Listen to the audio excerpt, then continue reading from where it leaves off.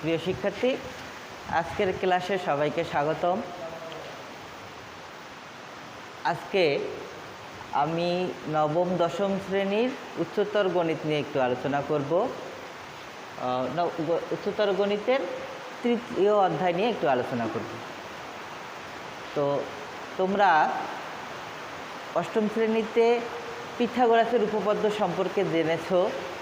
পিথাগোরাসের উপপাদ্যটি ছিল যে একটি সমকোণী ত্রিভুজের অতিভুজের উপর অঙ্কিত বর্গক্ষেত্রের ক্ষেত্রফল অপর বাহুদ্বয়ের উপর অঙ্কিত বর্গক্ষেত্রের ক্ষেত্রফলদ্বয়ের সমষ্টির সমান। তো ওই উপপাদ্যটাকে ভিত্তি করে আমাদের এই অধ্যায়ে আরও কিছু উপপাদ্য রয়েছে।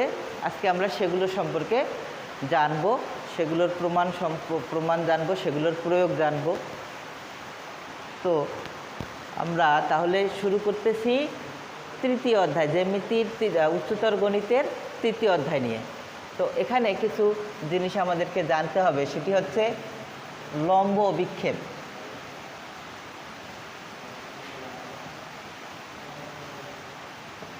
এই টপিকসটি আমাদের কাছে একটু নতুন। লম্ব বিক্ষেপ হয় দু ধরনের, একটি বিন্দুর লম্ব বিক্ষেপ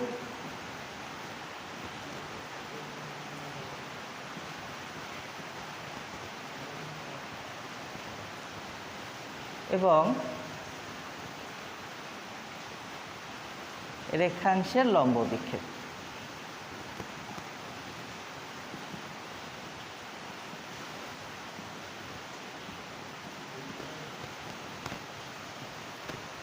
তো বিন্দুর লম্ব বিক্ষেপ কি? আমরা ধরে নিচ্ছি এক্স ওয়াই একটি রেখা এবং এর উপরে অবস্থিত একটি বিন্দু পি। এখন এই পি বিন্দু থেকে যদি এক্স ওয়াই রেখার উপরে একটি লম্ব আঁকা যায়, ধরলাম পি কিউ লম্ব, সেই লম্বের যে পাদবিন্দু অর্থাৎ কিউ বিন্দু, এই কিউ বিন্দুটিকেই আমরা বলবো এক্স ওয়াই রেখার উপরে পি বিন্দুর লম্ব বিক্ষেপ।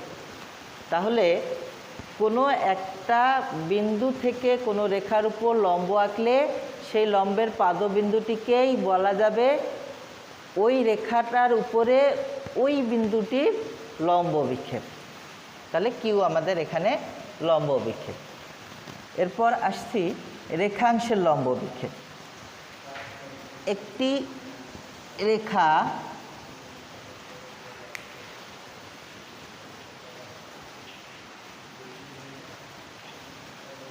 এক্স ওয়াই এবং এর উপরে অবস্থিত পি কিউ একটি রেখাংশ।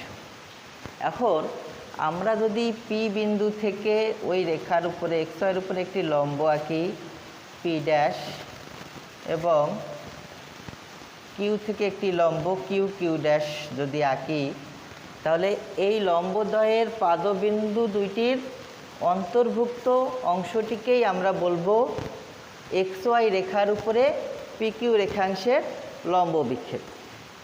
তাহলে কাকে বলবো? দুইটি রেখা পি কিউ রেখাংশের প্রান্তবিন্দুদ্বয় থেকে আমরা দুইটি লম্ব আঁকছি, সেই লম্বদ্বয়ের যে পাদবিন্দু দুটি আছে তাদের অন্তর্গত অংশকে বা অন্তর্ভুক্ত অংশকেই, অর্থাৎ এই পি ড্যাশ কিউ ড্যাশকেই আমরা বলবো এক্স ওয়াইয়ের উপরে পি কিউ এর লম্ব বিক্ষেপ। এখন এই পি কিউ রেখাংশটা যদি এভাবে থাকে,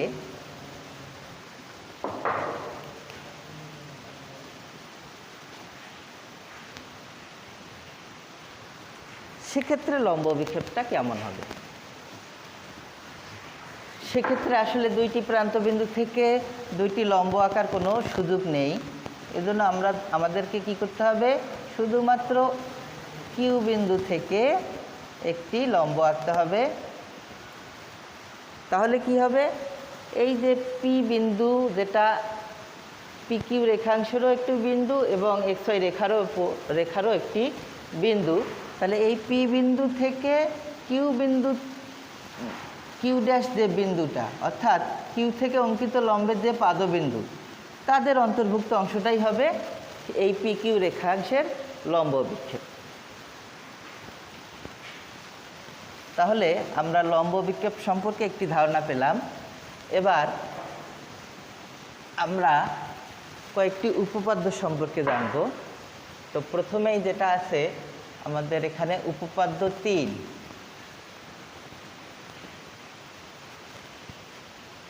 এই উপপাদ্য 3-এর বক্তব্যটা বেশ খটমটে মনে হবে।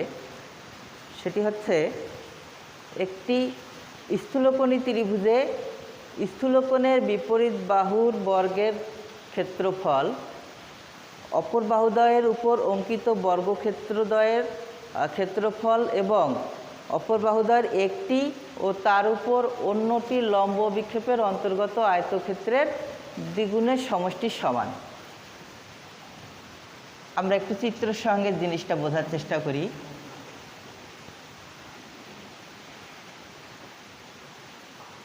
আমরা ধরে নিচ্ছি ABC একটি স্থূলকোণী ত্রিভুজ, সি এর স্থূলকোণ, BC বাহুর উপরে AC এর লম্ব বিক্ষেপ CD। এর থেকে আমরা একটি লম্ব এঁকেছি, তাহলে এই CD অংশটাই হবে AC এর লম্ব বিক্ষেপ। কোথায়? BC রেখার বা বাহুর উপরে। এখন এই উপপাদ্যের বক্তব্য অনুযায়ী স্থূলকোণের বিপরীত বাহু অর্থাৎ AB এর উপর অঙ্কিত বর্গক্ষেত্র অর্থাৎ AB স্কোয়ার কার সমান হবে? অপর বাহু AC স্কোয়ার BC স্কোয়ার এবং AC ও BC এর যে কোনো একটি, আমরা এখানে BC কে নিচ্ছি, এবং তার উপর অর্থাৎ BC এর উপর অন্যটির মানে AC এর লম্ব বিক্ষেপ CD এর অন্তর্ভুক্ত আয়তক্ষেত্র, তার মানে BC ইন্টু CD এর দ্বিগুণের সমষ্টির সমান। এটি হচ্ছে এই উপপাদ্যটির মূল কথা, যে স্থূলকোণের বিপরীত বাহুর বর্গ অপর বাহুদ্বয়ের বর্গ এবং অপর বাহুদ্বয়ের একটি ও তার উপর অন্যটির অন্তর্গত আয়তক্ষেত্রের দ্বিগুণের সমষ্টির সমান। তো এটি আমরা প্রমাণ করব। প্রমাণটি আসলে বেশ ছোট এবং সহজ। এখানে আমরা পিথাগোরাসের উপপাদ্যটি ব্যবহার করব। তো প্রমাণ,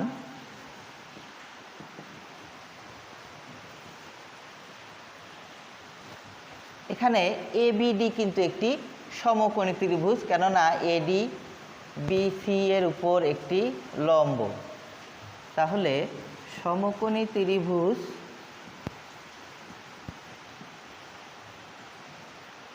ABD এ আমরা পিথাগোরাসের উপপাদ্য অনুযায়ী লিখতে পারবো AB square AD square plus BD square. তাহলে AD স্কোয়ার প্লাস BDর পরিবর্তে আমরা লিখতে পারি BC প্লাস CD স্কোয়ার।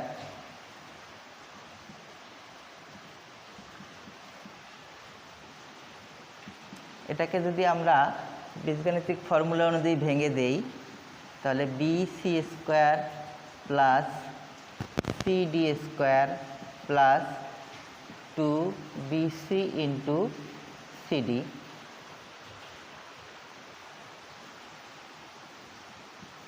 তাহলে AD square plus CD square BC square plus 2BC into CD।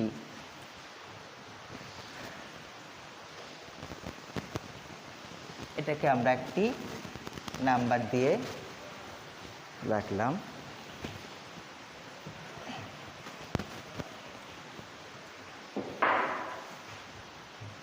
এরপর সমকোণী ত্রিভুজ ACD এর দিকে আমরা একটু খেয়াল করি। ACD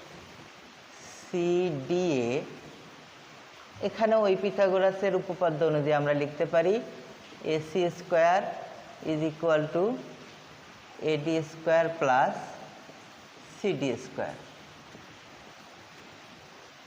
এখন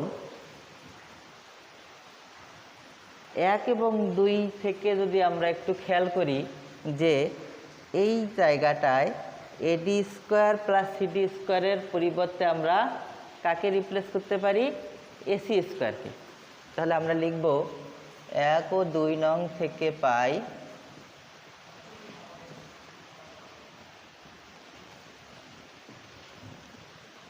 AB square is equal two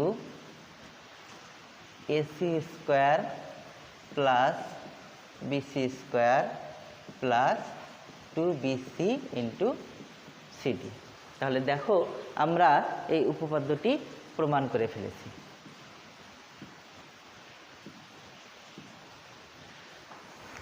এটা প্রমাণটা আসলেই খুব সহজ ছিল। এরপর আমরা পরবর্তী উপপাদ্যটা একটু দেখি।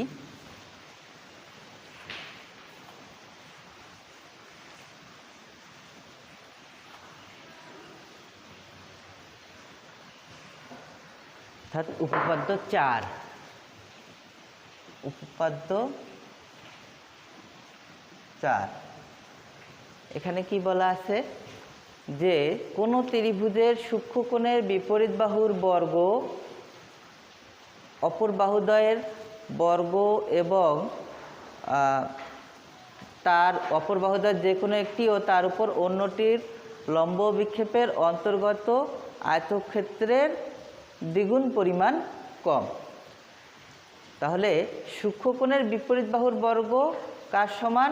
বলছে অপর বাহুদ্বয়ের বর্গের সমষ্টি এবং অপর বাহুদ্বয়ের যে কোনো একটি ও তার উপর অন্যটির লম্ব বিক্ষেপের অন্তর্গত আয়তক্ষেত্রের দ্বিগুণ পরিমাণ কম। আচ্ছা, এটারও আসলে বক্তব্যটা যতটা কঠিন মনে হচ্ছে, আমরা যদি একটু চিত্রের সাহায্যে জিনিসটা ব্যাখ্যা করি তাহলে অতটা কঠিন মনে হবে না। আমরা একটি ত্রিভুজ আঁকলাম।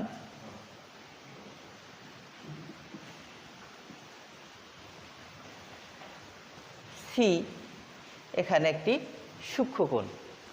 তাহলে এর বিপরীত বাহু এবি, এবি স্কোয়ার সমান, এরা বলতেছে কি যে সূক্ষ্মকোণের বিপরীত বাহুর উপর অঙ্কিত বর্গক্ষেত্র, তার মানে কি এবি স্কোয়ার কার সমান?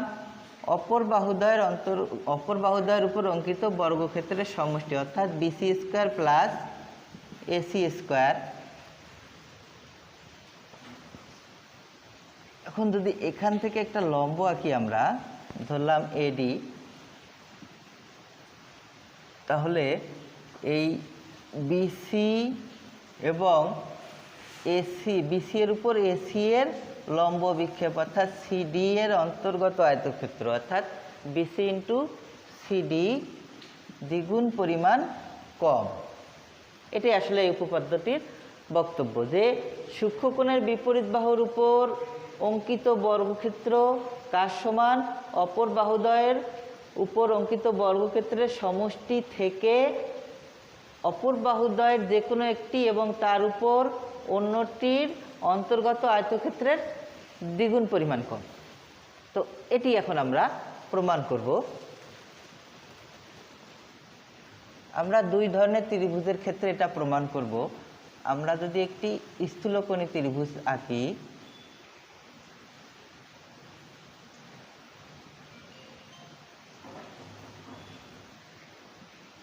সেখানেও একটি সূক্ষ্মকোণ থাকবে। সেক্ষেত্রে লম্ব বিক্ষেপটা হবে এরকম। আচ্ছা, চিত্রটা একটু ফাঁকা করে আমি আঁকি।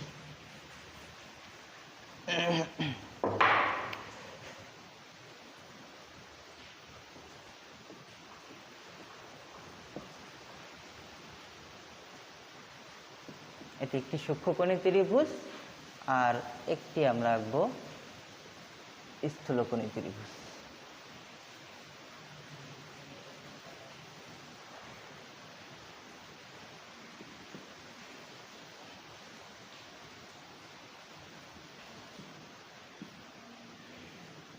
আচ্ছা, এটা চিত্র 1। এই দুই রকম ত্রিভুজের ক্ষেত্রে আমরা এই উপপাদ্যটি প্রমাণ করব। এখন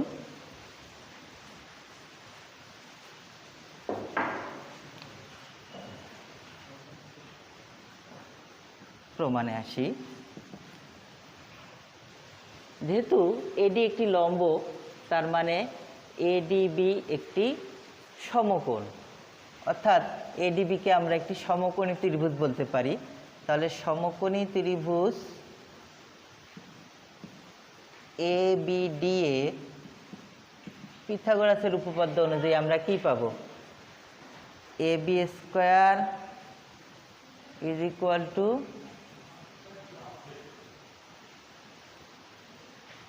এডি স্কোয়ার প্লাস বিডি স্কোয়ার।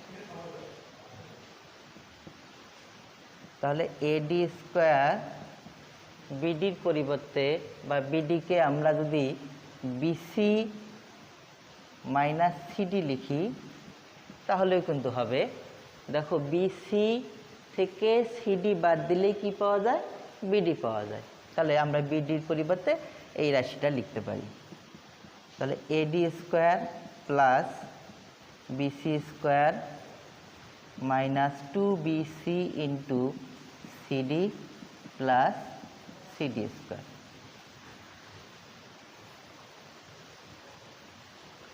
আচ্ছা, আমরা যদি এই চিত্রের দিকে খেয়াল করি তাহলেও কিন্তু একই রকম পাবো আমরা। এখানেও কিন্তু এবিডি সমকোণী ত্রিভুজে আমরা পাবো AB square plus BD, AB square is equal to AD square plus BD square. এখানে বিডিকে আমরা কি পাবো? CD minus BC. তো সিডি মাইনাস বিসি আর CD minus BC whole square আর BC minus CD whole square কিন্তু একই মান দেবে। তো আমরা উভয় ত্রিভুজের ক্ষেত্রেই কিন্তু এবি স্কোয়ার সমান এই রাশিটা পাব। এটিকে আমরা একটা নাম্বার দিয়ে রাখলাম।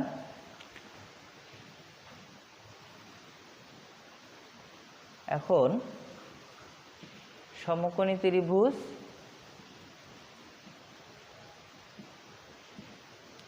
এডিসি এ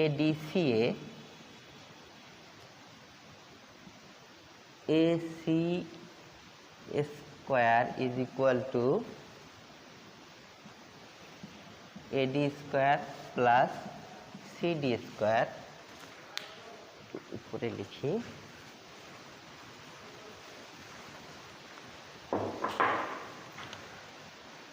তাহলে